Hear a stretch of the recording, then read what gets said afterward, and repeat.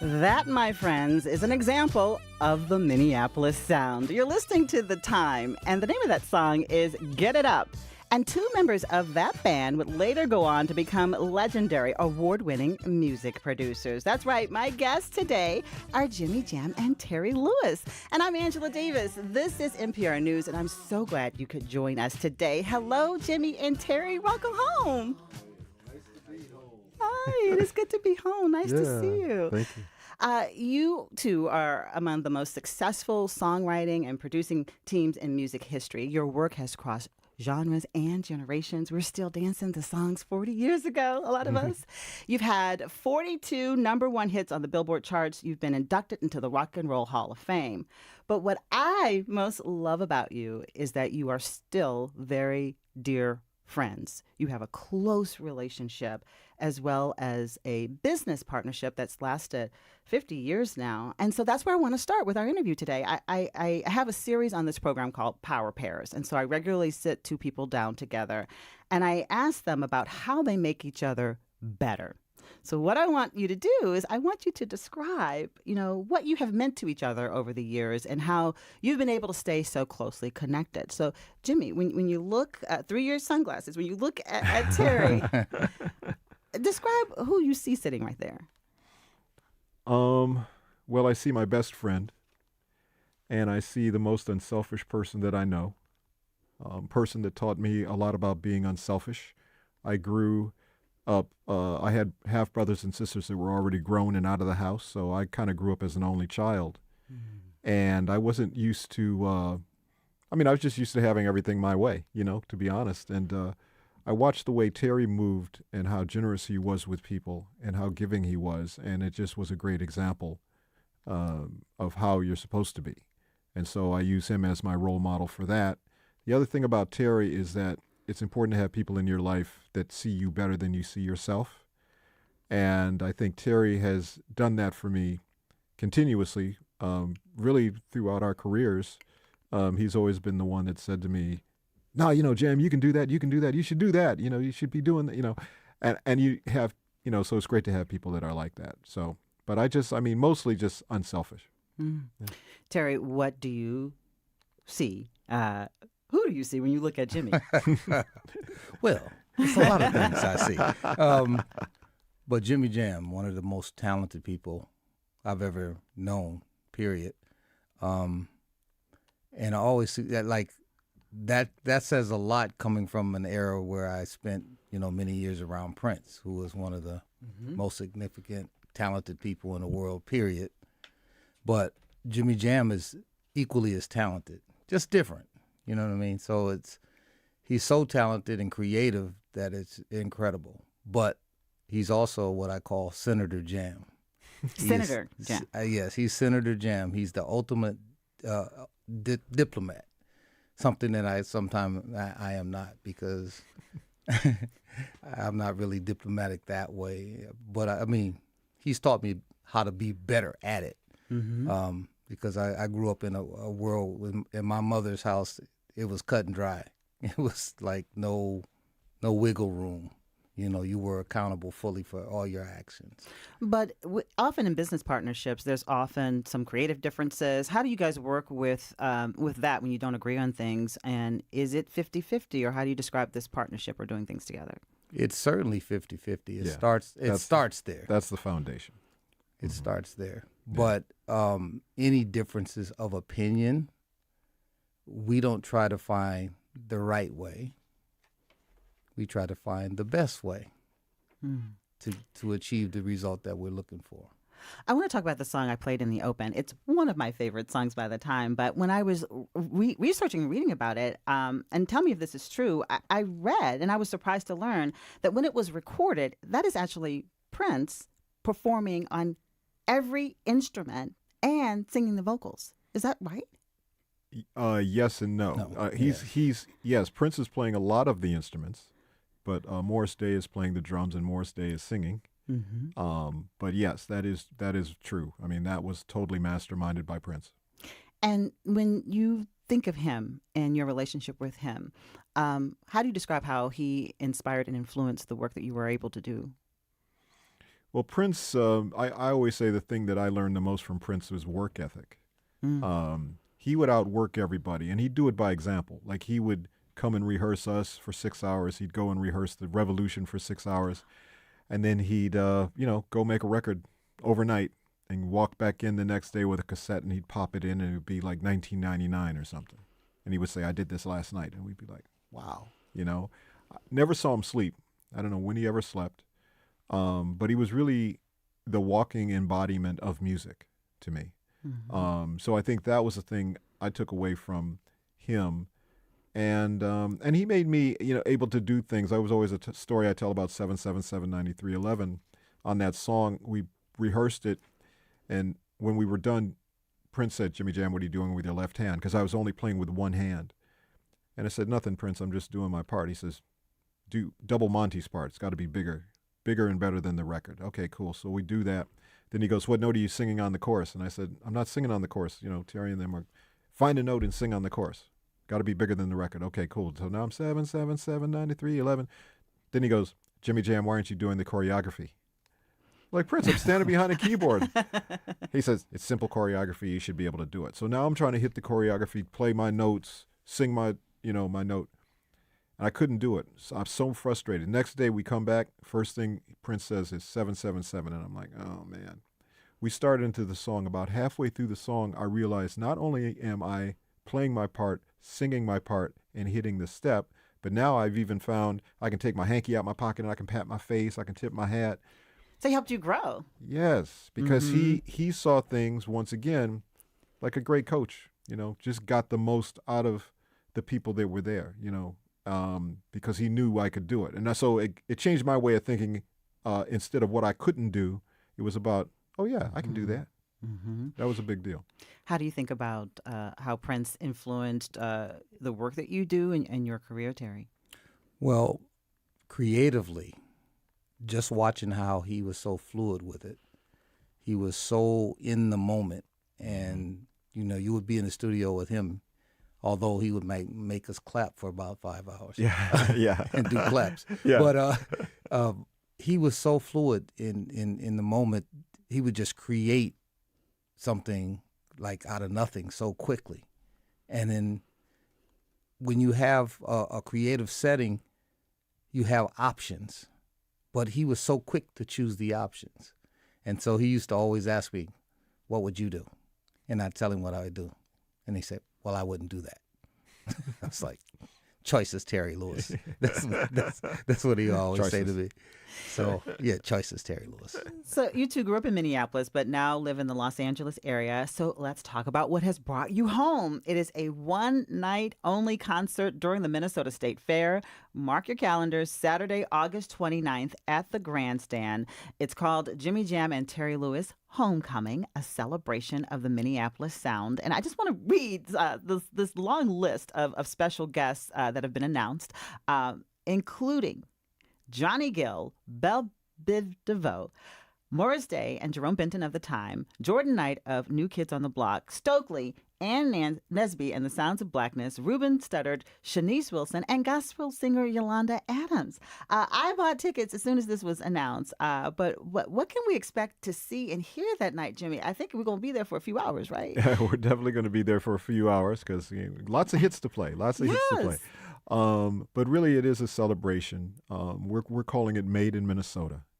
The whole idea is that all of the music that you hear around the world that has come from this area, come from Made in Minnesota. Because most of those acts, or pretty much all of the acts that you named, all recorded in Minnesota, whether they were from here, whether they traveled here from other parts of the world. I mean, obviously people like the Human League came from, London to come, or from England to come here and record. So we're we going to really hear want some Human League in a few minutes. Yeah. So you gotta celebrate that. But also the fact, Terry and I always say that everybody makes hits. And what we mean by that is we just try to make good music. Everybody that makes the hits are the fans, the people that go out and buy it. In our day, we've been around long enough to have hits on 8-tracks and cassettes, CDs, vinyl, streaming nowadays. But it's a celebration of the people. We want to say thank you and celebrate all those hits, because those hits don't happen without the people, and people like yourself playing them, supporting what we do, and spreading the word so people know what it is that we're doing. Terry, how do you describe the Minneapolis sound? I think of it as being, because when I first started listening to the Minneapolis sound, I was living in Virginia. I was a teenager. How do you describe what it is? Well, in one word, I think I would sum it up as Prince. Prince to me is the Minneapolis sound. And I say Prince because his use of synthesizers, which were kind of new at the time, and the way he positioned them in the song, he used them for horn stabs and lines. The way he played his guitar, those are the foundations of the Minneapolis sound. And he was so aggressive on every instrument. And that is part of the Minneapolis sound. Yeah, you see such passion Oh. as you watch him play. How do you describe the Minneapolis sound? I think of the word, it's funky. I Yeah. guess. Well, and I agree with Terry, though. I think it is Prince, because when you think about synthesizers, when they first came out, it was basically sound effects. It was always things that were like, wick, wick, wick, wick, wick. It was it was that kind of thing. But the way that Prince used synthesizers, really, rather than horns, if you think about horns, was kind of the traditional thing. Like Earth, Wind, and Fire. Exactly, Right. like Earth, Wind, and Fire, or Kool and the Gang, or a lot of the groups. It was horn sections, and Prince basically took those same melodies and those types of things that a horn section would play. He would do it on synthesizers, and so I think that was the thing that made that really different, made the sound really different. But also the infusion of really the gumbo, if you will, or I guess we're in Minnesota, the smorgasbord, if you will, of rock guitar against a funky beat with a funky bass, and kind of taking all those ingredients and putting them together. And so I think, if you think of the Minneapolis sound as a tree, Prince is the trunk of the tree. And the rest of us are all kind of the branches. We all kind of do it different ways. We incorporate some of those same, lessons and sounds into what we do. But it all starts, the foundation is Prince. So take me to Saturday, August 29th, at the grandstand at the State Fair. What will this sound and be like? What can I expect? Well, the way we try to put it is, in the 3 hours that we're going to be making music, we want you to experience every emotion that you can possibly feel. Happiness, sadness, joyfulness. At the end of the day, hopefulness. Because I think that's what music does. I think it allows you to experience all of those, reminisce about the good times, all the different things that have happened in your life. But then hopefully when you walk out, you feel energized, you feel... And I think you feel part of the beautiful thing is the community that's going to be there, because the Minnesota State Fair allows us the opportunity to play these songs. And as we have the TikTok generation of people that listen to the songs, our songs are on TikTok, which is a great thing. Is that flattering? It is very flattering. And we hope those people that hear those songs, they're hearing them in a different way than we did them, but they're going to still hear those songs and go, oh, wait, that's where that song came from. And I think that those moments of aha, I think those are really important. But I think what you'll see is you're going to see, grandmothers, grandfathers, aunts, uncles, cousins, nephews. It's a family thing. And I think that's our audience is going to be that, and that's the thing I'm looking I think forward we're to all the most. going to be limping and sweating the night is what I We think. tell people, Right? bring your dancing shoes, bring your dancing shoes, That's bring funny. your singing voices. Yeah. Terry, before the show, I mentioned to you that over the last few years on this program, we've talked a lot about trauma and healing, and music often comes up in the conversation. What have you found to be true about music in terms of healing us and taking us through emotions, or taking our minds someplace else when we need just some rest? Music is the divine art. It is a very healing part of our life. I mean, you can think in reflection. Music is part of your DNA and the soundtrack of your life. You remember everything, even starting at your alphabet, to music. So in kindergarten, right? yes, so from there, everything else you do in life becomes a musical journey. It's part of your DNA. So when you hear these songs, like you hear A Saturday Love, now when you heard that, it meant one thing to you, or you might have heard it in a different part of your life. It means another thing to you. And there's so many songs that are like that, especially in our catalog, that people hear and they like it, but they go back later and say, man, I didn't know that's what the lyrics meant. They go deeper. It may change over time. Yeah, just over time, everything changes a little bit because you live that piece of life that it helps you understand and appreciate what's been said more. And those Makes you think. Yeah. Think and feel. Well, and those songs actually give you a way to express whatever your feeling is that you can't get out sometimes. And that outlet is very, very important. So, like in a couple in a romantic relationship, like, okay, whoops, sorry about that. Okay, I know you're mad at me, baby, but and I don't want to apologize, but let me play this song. Yes. Right? You hear probably stories like that, right? Can you stand the rain, baby? All right. To our listeners, as I talk with Jimmy Jam and Terry Lewis, and knock over my microphone, and we're going to play some of the songs that they have produced. I want to hear from you too. Yes, you can call in. I want to know what's your favorite song produced by Jimmy Jam and Terry Lewis, and tell me why. What questions do you have for this power pair? You can pick up the phone and call us at these phone numbers. It's 651-227-6000. Again, that's 651-227-6000.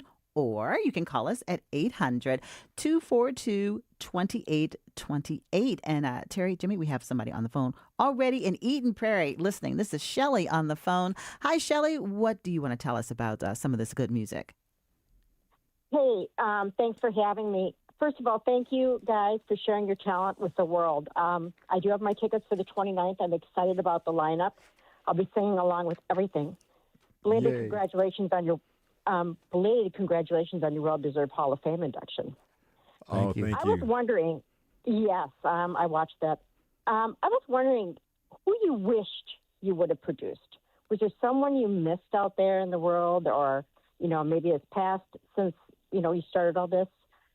And my second question is, I'm searching for that perfect mother-son breakout dance song. I know it's going to be something that is from your world for my son's wedding in April. Oh. Okay, Shelley, I have a question. What is one of your favorite songs that Jimmy and Terry produced? Oh, I love Rhythm Nation. I wish I could dance better to it.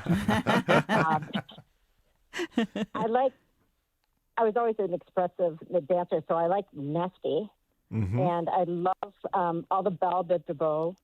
I like that hard dance music. I can't say that I have a favorite. I do like Johnny Gill, Rub Me the Right Way. I like the stuff that I can sing and dance to. Okay, Shelley. I think that two questions. Is there someone that you wish you had had a chance to work with and it didn't happen? That's the first question? Yeah. Well, the person that comes to mind is Whitney Houston. Clive introduced us to Whitney long ago when she was first starting off. But Clive, who is, unfortunately passed away. Clive Davis. Yeah, Clive Davis. And his whole thing was he always wanted us to do demos. He would always say, do a demo of the song and whatever. And Terry and I were anti-demo. We were like, whatever it is that we put down on the tape, back in those days, it was just tape. Explain to us, not in the music industry, what do you talk about when we say a demo? So a demo would be like if you had an idea for a song, and you'd make just enough to show somebody the idea. It would be like a sketch of something. Not the complete thing. Okay. Not the complete thing. And then, of course, if they liked it, then they'd say, we like this, go in and record it, or go in and finish it. The way we always worked was whatever we created in the studio, the demos are what we did. That was turned into the actual songs. So we weren't really used to doing demos because it was kind of a two-step process. You did the demo, then you tried to recreate what you had done on the demo on the real recording, and that never worked because what you did first was always the better version. So that kept you from working with So we never really saw eye to eye on that. And toward the end of we didn't know toward the end of her life, but she was going to make an album that was sort of a comeback album, and our idea was rather than go on, Oprah or go on to shows to talk about whatever you would interview, let's take whatever those thoughts are, make songs out of them, and then that album becomes basically your interview, Mm. but vocally and singing the melodies of these lyrics. Because it's not, as Terry likes to say, it's not what you say, it's the tone. So whatever it is that she would want to say in an interview, let's put that melody and chords around it, and let's do it like that. And she was into the idea of doing that. Clive wasn't, but she was into it. And that was one that I wish we would have got a chance to do. Terry, what about you? Anyone you wish you had a chance to work with or would still like to work with? Well, I'm sure there are a lot of people, I guess, undiscovered that, one day I will meet. But Janelle Monáe would be the person, just because I think she embodies the spirit of Minneapolis. I mean, I just see that. I just see that. I don't know why, but I think we could think of some great music for her. And Shelley needs a wedding song for her son. What might work as a good wedding for the mother-son dance? She's asking us. Maybe we can think about it. Well, I love songs. Terry mentioned one that was interesting from our Jam and Lewis album, The Next Best Day, Yeah, which I think is an interesting Boys to Men, yes. Boys to Men. Yeah, that's an interesting song. All right, But, well, let's listen to some music. As we talk about Made in Minnesota, I want to play some of the hit songs that you've produced over the last 5 decades. And we want to talk about Janet Jackson. You two brought a young Janet Jackson here to the Twin Cities to work at your recording studio, Flight Time. I think it was in 1985. Let's talk about the album Control and what was going on in Janet Jackson's life and in your lives when you worked together. How did this collaboration come about? And we know Control, it produced several hits that came out in 1986. So tell us about a young Janet Jackson being here in the Twin Cities. Well, Janet was a huge fan of the time, and she actually came to one of our shows in Long Beach, California. Her and her mom, they were like sitting front row, and we did our show. We got a chance to meet her afterwards. And then she signed with A&M Records, and there was a gentleman there, John McClain, who was the A&R person there. And he had actually signed us up to work with a different artist on the label, and that artist didn't want to work with us. So he said, who else do you want to work on that's on the label? And he faxed, this is fax machine days. We're telling our He age. he faxes the list, and we go down the list, and our fingers both stop at the same name, Janet Jackson. And we said, John, we'd like to do Janet. He said, oh, okay, cool, a couple songs? And we said, no, we want to do the whole album. And he said, you do? And we said, yeah. And what we felt was with Janet, when she was younger, she was I always called her very feisty. Like she had all this attitude. But on the 2 albums that she had made before, we weren't really hearing that attitude. So we thought if we could make music that was aggressive, that could bring that attitude out, that would make the great album. And then lyrically, she was moving on her own. She was, her dad was not managing her anymore. So there was a lot of changes in her life. But bringing her to Minneapolis was pivotal because it was the first time, I think, that she had to kind of get herself around. Like, we just got her a car to drive. There was no drivers. There was not bodyguards and that kind of thing. She'd have to, Thomas to guide, no GPS. So I'm gonna say another thing. But she's free. She had to get herself. She had to nobody drive knows who herself she from the is. hotel to the studio to the Blockbuster Video to the sushi place or whatever. But she had to be independent. So as this independence was happening for her, that's what the songs became. And we just sat and hung out with her for the longest time before going to the studio. And she said, when are we going to start working? And we said, oh, we started working. And we showed her the opening lyrics to Control. When I was 17, I did what people told me, did what my father said, and let my mother mold me. I'm gonna pause you here because Yeah. we producer Nikhil Kumaran and I put together a little audio montage of some okay. of the hits from the album Okay. Control and Janet Jackson. So let's listen to that for a couple minutes. Cool.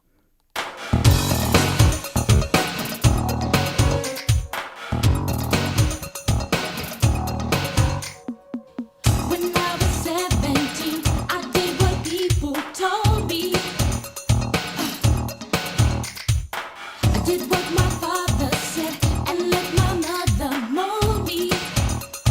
But that was a long ago. I'm in the door, never gonna stop.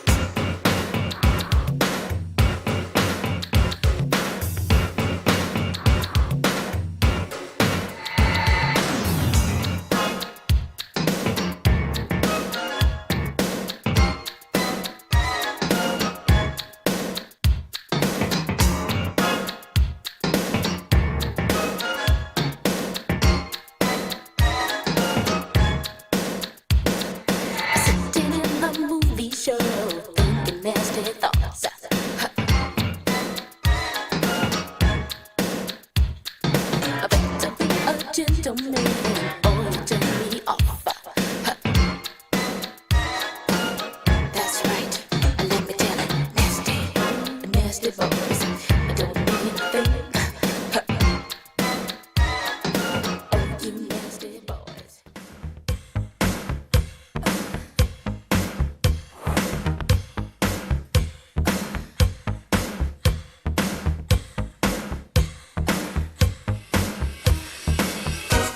A time when you would pamper me. Used to brag about it all the time. Your friends seem to think that you're so peachy keen. But my friends say neglect is on your mind. Who's right? What have you done for me lately? Ooh, yeah. What have you done for me lately? Ooh, yeah.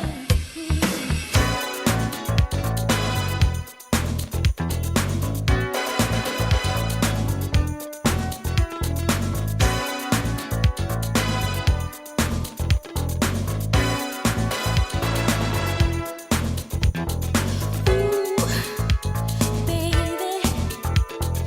Anytime my world gets crazy, all I have to do to calm it is just think of you. 'Cause when I think of you, baby, nothing else seems to matter. 'Cause when I think of you, baby, all I think about is our love. Oh man, so many hits. I'm sorry, Jimmy. It sounds better when Janet sings it. So Oh, I totally agree. Okay, so again, just some of the hits, songs by Janet Jackson from that album, produced by Jimmy Jam and Terry Lewis in the late '80s, recorded in Minneapolis at Flighttime Studios. So, that's just, I mean, Terry, you describe it. You taking me through all these emotions, like, what have you done for me? You nasty. But then when I think of you, Just happy. tell me what a producer does. When I say, Jimmy Jam and Terry Lewis produced that, what did you write the words? Did you write the music? What did you do? Well, we did a little bit of all of that, but I don't know. When you say production, we make decisions for the recording, who's going to play on it, what the repertoire is going to be. Then we happen to be writers and musicians, so we play on it and we write the song. We make chili. Yes, we do. What do you mean? Well, we make chili because people get hungry, and it's kind of just. Full service. It's full service. But producers pretty much are the brain trust of the project.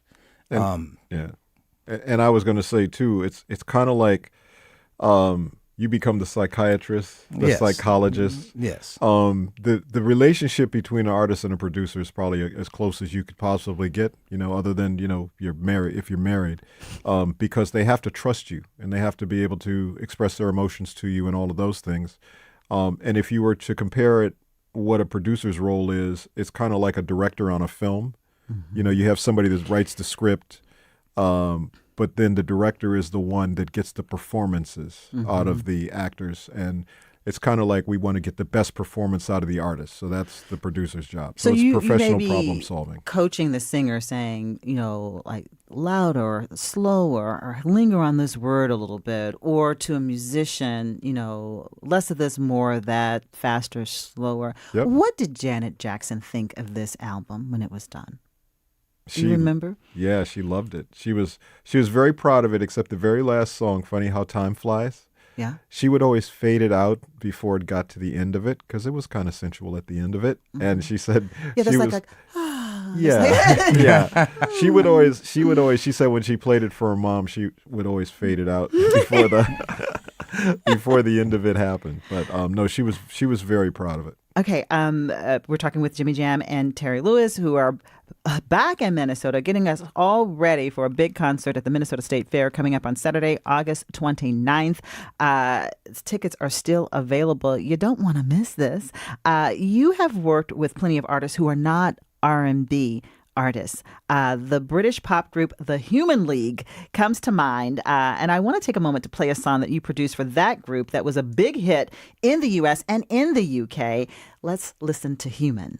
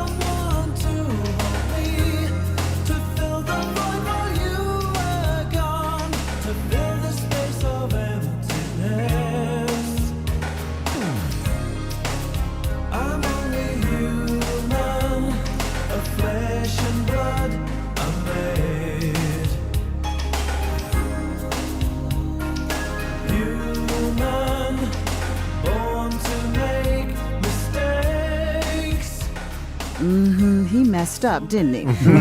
I know what that song means.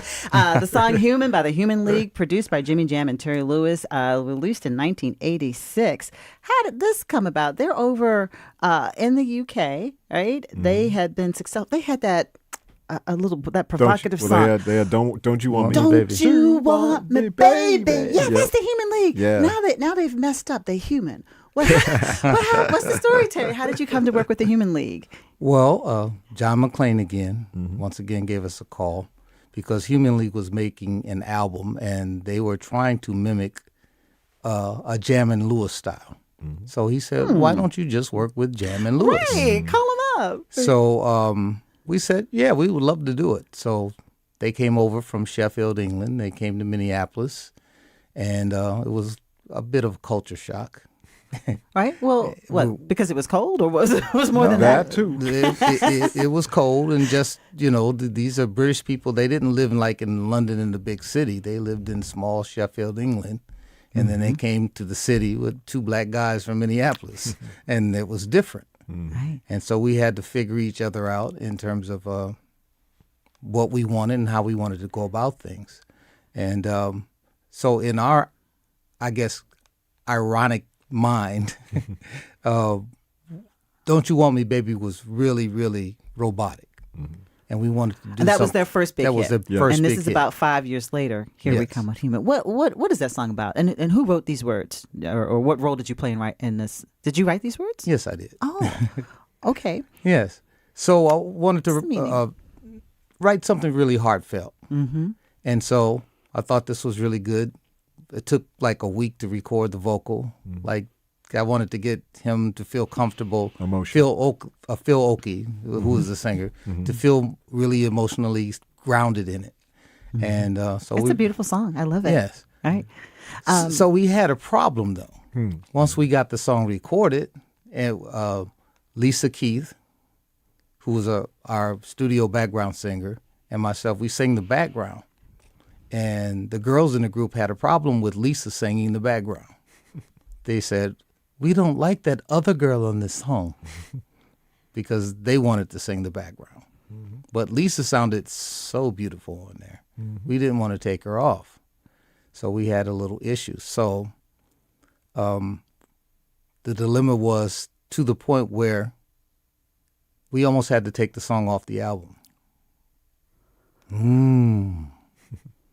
But this is the hit that was one of the hits on the album. That's But what they said. The lesson in this, it's about the music. It ain't about your relationships and you guys squabbling. It's about what's in the best interest of the song. Okay. Is that what won? Yeah. In the end. Here comes the epilogue. Yeah. Right. All right. Well, let's take another phone call from a listener. We're talking with Jimmy Jam and Terry Lewis, home in Minnesota, getting ready for a big concert at the Minnesota State Fair coming up on August 29th. A long list of artists who will be with them, special guests performing. But I want to know, what's your favorite song produced by Jimmy Jam and Terry Lewis? And tell me why. 651-227-6000 is the number you can call, or 800-242-2828. Let's go back to the phone lines in Minneapolis. This is Damon listening this morning and holding on. Damon, what do you want to share with us? First off, I gotta say I love you, Miss Angela. Oh, But thank you. Jimmy Jam and Terry, like y'all gotta be the most humble superstars like ever. Like I want to tell you guys that first off. Like y'all just so cool. So to even be talking to y'all, like I'm kind of fanning out. Right? Me too, I'm Damon. trying to like be calm. But come on with But it. y'all What's your just, like, song? What's your y'all song? really the people. What's the Thank song you love? Oh my God, which song do I love? Yeah. Angela. My all-time favorite. Oh man, there's so many. I would say "Sensitivity" by Ralph Tresvant is the first one that Okay. I because I love Ralph. Ralph Tresvant, And Sensitivity. New Edition, and all of them, Bill DeVoe, all of them. But I want to ask you guys about "Tender Love" because I heard that's one of the first songs y'all wrote, or produced. Well, it was one of the first ones that, mainly people would come to us for funky songs. Right. And And this the was- artist is Force MD. Force MDs. Right. Yeah. Tender Love. And this was a case where they came to us and they needed a ballad for a movie called Crush Groove. and for a love scene. And I remember they sent us the footage of the love scene, and they said, write a song for this. And so the love scene, the way that the version they sent us was maybe like 2 minutes or whatever, a little longer than that.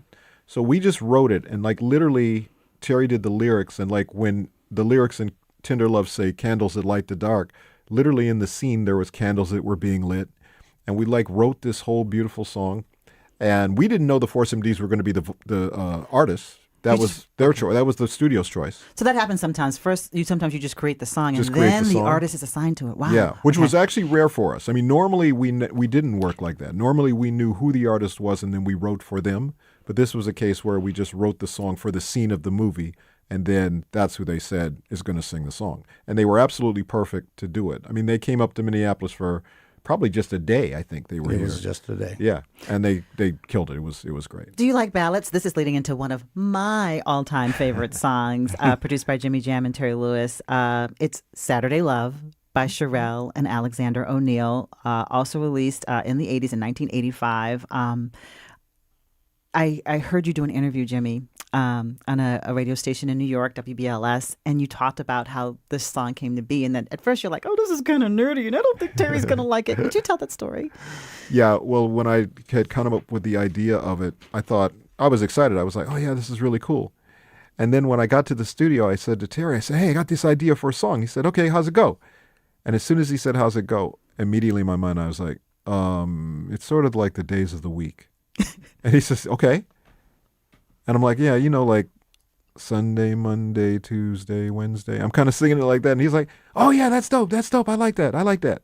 Did you really think was that like, was a okay. good idea when you first heard Oh, it? yeah, it was really cool. I mean, I could hear something. Just the Potential. chords that he played were really nice, along with it. Yeah. So you go on. So we end up doing the song. So anyway, we cut the song, and now Terry's doing the lyrics. And so Sherelle, he gives the lyrics to Sherelle. Sherelle goes in and sings, when I think about you. I feel this can't explain. Right. So she sings it, right? Go, girl. Yep. So we're done with Sherelle. And I said, Terry, we need Alex's verse. And he goes, oh, I don't have it yet. He said, you know what? Just have him sing the same lyrics as Sherelle. It's like, okay. So Alex came in and said, when I think about you, My feelings can't explain. exactly. Yeah. Same exact lyrics. So now let's listen to Alex and Sherelle sing it because it sounds better. Let's Here's do it. Saturday Love with Sherelle and Alexander O'Neill, produced by Jimmy Jam and Terry Lewis. For always and forever, you will be my Saturday love. Tuesday, Wednesday, Thursday, Friday, Saturday love. Sunday, Monday, Tuesday, Wednesday, Thursday, Friday, Saturday love. Sunday, Monday, Tuesday, Wednesday, Thursday, Saturday love. Sunday, Monday, Tuesday, Wednesday, Thursday, Friday, Saturday love. When I think about you, my feelings can't explain why after all this time my heart still feels pain. When I look at you, memories of love like no one before. You stay on my mind.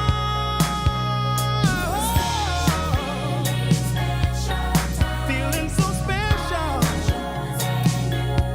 Made for each other, girl. Staying on my mind, girl. Girl, you know I can't leave you behind. There's never any question. You will be my Saturday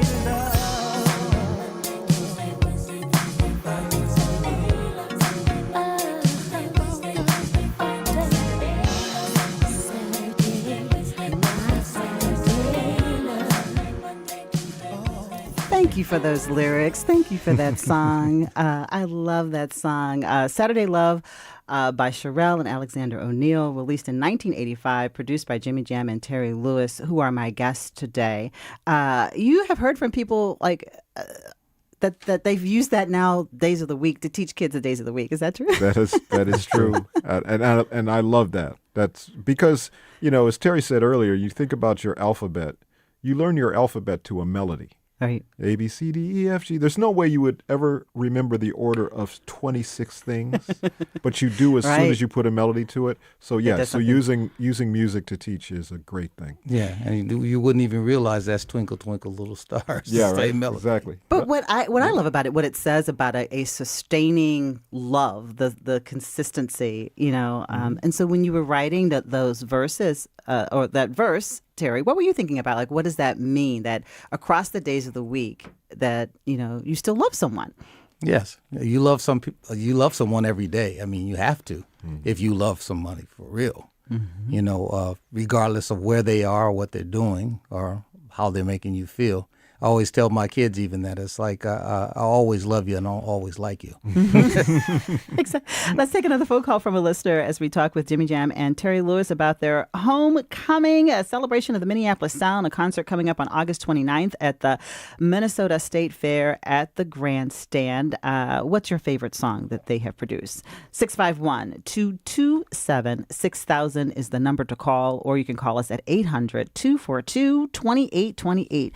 Let's go to Minneapolis, where Howie D is listening this morning. Hey, Howie, what did you want to share with us? Welcome home, Jimmy and Terry. Thank you. Thank you. Your song, Can You Stand the Rain with New Edition, connects us with Purple Rain. That is my favorite song you produced. Okay. And one of Prince's last song was for Freddie Gray in Baltimore. And the song from Minneapolis that I think you guys should bring back is Prince's 7. That's the song from Minneapolis. Okay. We used our intellect and our savoir-faire. We stood down an army. Okay. Thank you. That's Howie. He likes Can You Stand the Rain by New Edition. That's a good Love one. it. That's a good one. And tell me, what is that song about? Is it about enduring hard times in a relationship? Yeah, definitely. We were taking it from the perspective of New Edition, which was, they're a touring band. They were touring, so they were away from their loved ones a lot. And it's kind of like trying to kind of get in their heads and kind of from their experience. There's good times, there's bad times. There's hit records, there's flop records, so on and so forth. But, everybody can be there when it's easy, but can you be there when the rain comes? Are you still going to be there? It also was an opportunity to us as a producer, kind of the producer decisions that we make, is how do we integrate Johnny Gill in the group? Because this is the first Johnny Gill record, as Johnny Gill is part of New Edition. Right, before he goes solo. That's right. Yes, and so we thought that was a good way to do it. Johnny sings the first part, and then Ralph sings the next part. So you go, wait, who is that singing? And then when Ralph comes in, you go, oh, it's Ralph.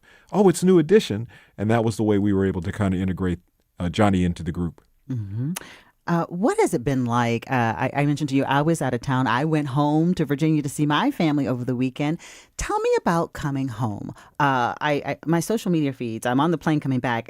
You have been everywhere the last few days. You were at the Black Chamber of Commerce event. You went to a cookout at Sabathani Community Center. You've visited with friends and people who've known you across your lives. What does that feel like to come back to where it all started? Always feels good to be home, Home is where the people you love live, man. And I tell you, Minneapolis is that place, man. Mm-hmm. The people here are so wonderful to us, man. And it's always also a place that is hard to gain, I guess I call it acceptance. Mm-hmm. But we've been able over the years, man, just to be consistent. And the people here are so consistent. And all the people that we work with love coming here.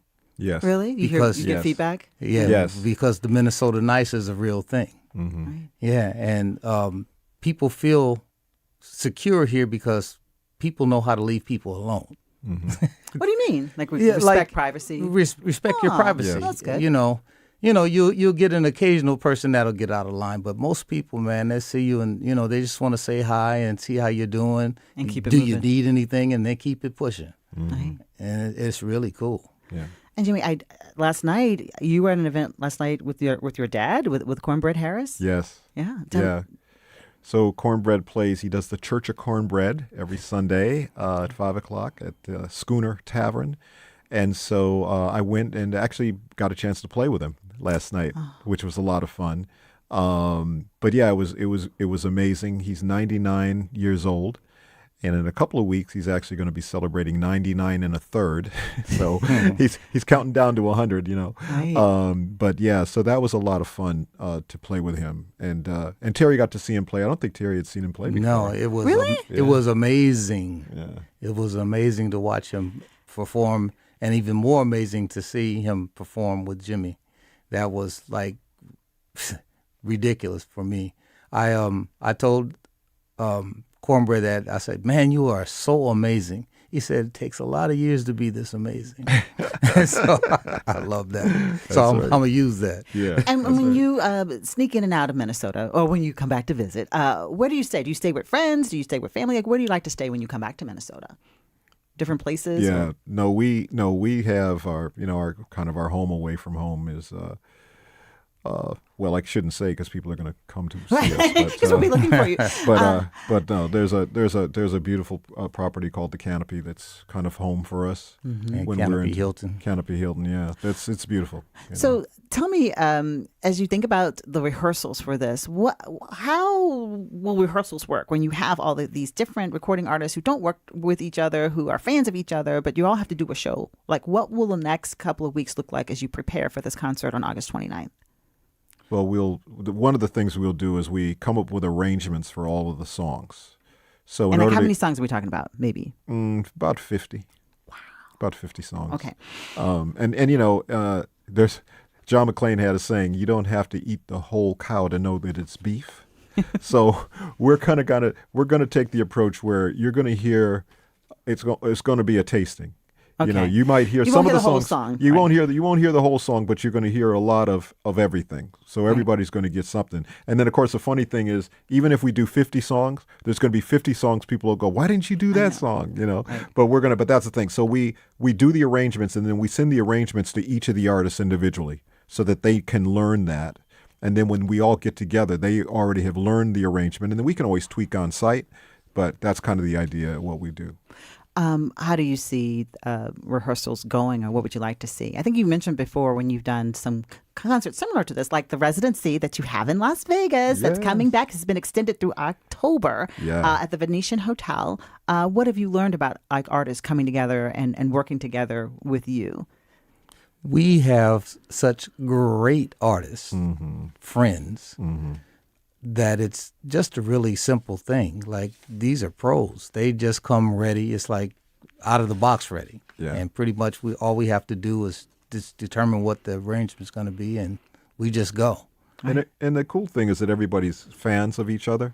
I can see that, right? So like for instance, Yolanda Adams is a fan of Ann Nesby. So when they get in a room together, it's just an amazing, it's an amazing thing. So the rehearsals are kind of like almost like a fan club getting together, and everybody's watching. It's fun to watch everybody watch each other It on sounds- as they do their thing. So and everybody raises each other's level. As because well, people another don't come and benefit. play around. They come in and they hit it. We are out of time, but I want to end the show with another one of my favorite songs. This song is cool. You're cool. Jimmy Jam and Terry Lewis, thank you for coming home to Minnesota and sharing your vision for celebrating the Minneapolis sound at the Minnesota State Fair. Again, details of the special concert you can find on the Minnesota State Fair website. It is on Saturday, August 29th at the Grandstand, 7 p.m.